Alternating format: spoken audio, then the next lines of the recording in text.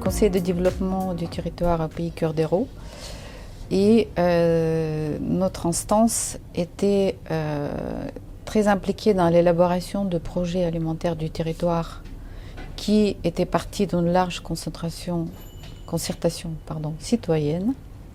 Ce projet de concertation citoyenne a donné lieu à un projet structuré qui a plusieurs axes. Et la journée qu'on a eue aujourd'hui répond à plusieurs axes de ce projet, qui notamment comporte l'agriculture peu consommatrice en eau, l'accès à l'alimentation pour tous, des filières structurées, etc.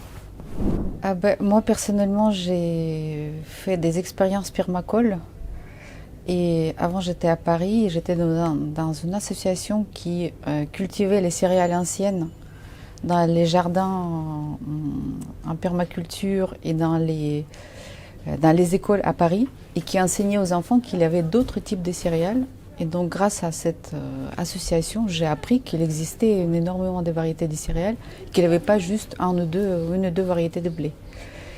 Et pour le territoire, on a vraiment la thématique de diversification agricole et du fait qu'aujourd'hui, le territoire est très peu autonome en production. Donc il exporte beaucoup, étant majoritairement viticole, et il importe la consommation courante de tous les jours. Pour moi, le plus marquant, c'était la visite de la boulangerie et le fait d'apprendre que le gluten qu'on a dans les blés n'est pas mauvais et qu'au contraire, il peut être très, très digeste.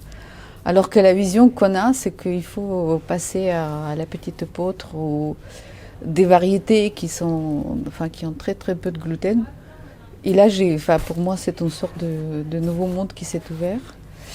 Et aussi la façon dont ce pain est fabriqué ici, qui m'a vraiment marquée.